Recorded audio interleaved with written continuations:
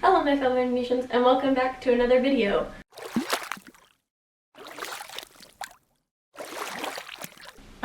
Initially I had planned that my next video would be me doing a debrief about the partial hospitalization program that I did 2 years ago, because I wanted to make a 1 year out video, but then I never did that, and so I was like, okay, I'll do a 2 year out video.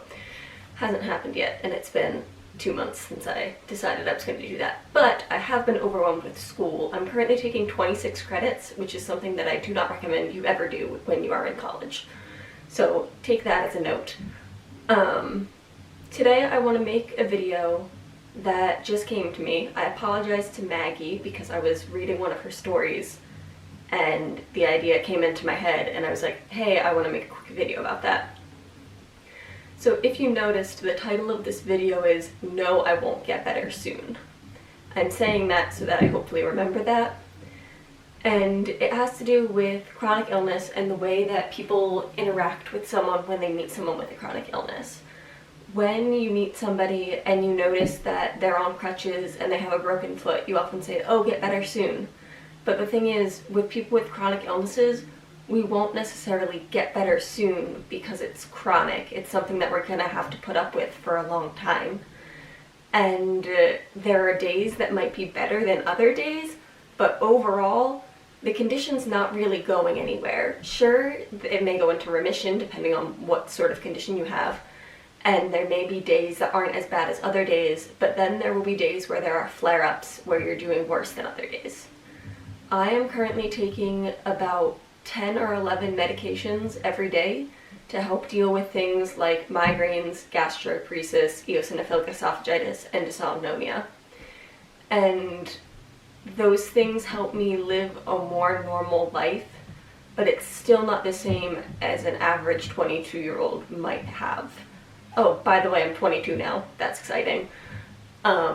I was very excited because my birthday is on February 20th and it was 02/20/2020 and I turned 22, but that's just a fun tidbit of I got very excited because the date was aesthetically pleasing and I was turning an aesthetically pleasing age on that date.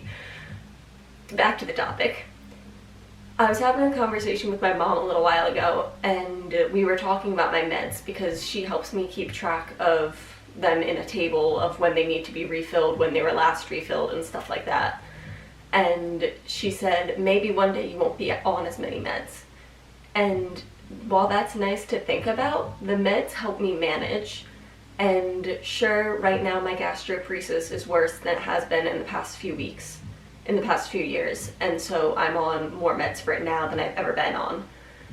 But they're helping me manage and they're helping me live a more normal life. So while I might not get better soon, there are days where I'm doing better than other days. And I think it's important when you're talking to someone who has a chronic illness that you don't say, oh, I hope you get better, because that can be really upsetting almost, because it makes the person realize that they're not gonna get better soon. It is something you have to live with and it is something that you have to come to terms with. And when I took a class called Writing for Social Change 2 years ago, I took it with a professor and we had to write different pieces of like a time I talked back and what is the word I'm looking for? Something in the world that I've seen wrong, an injustice that I've seen in the world, and like what I've done to counteract that or how I acted with that. And it's made me realize that I want to be a sort of activist for people with chronic illnesses and chronic conditions, because when I was growing up, I still am growing up, there weren't a lot of people to look to. Granted, the social internet was still coming to an age where it wasn't as active as it is now with certain activists and such. I just said active and activists. I'm sorry to all English majors, including myself. But there was a time where I didn't have anybody to look up to, let alone someone that was my own age. I want to try to be a voice so that people like me, people who are similar in age, younger than me, older than me, can find a sense of community and can find a sense of well-being when they don't necessarily have a well-being of their own all the time. and I'm not really sure how I'm gonna go about it. I recently started writing a story.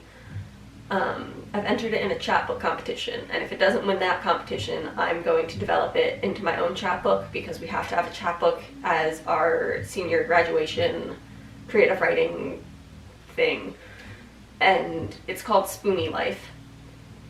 Currently, I'm not thrilled with the title. I don't really know what to call it, but it's essentially me coming to terms with the fact that I am chronically ill and there's not much that I can do to change that, if anything. And I want to be a person who can write and speak out and make videos. And it's been a long time coming, because when I grew up, I felt so alone, trapped in my broken body. But now I've realized I'm not as broken as society makes me seem.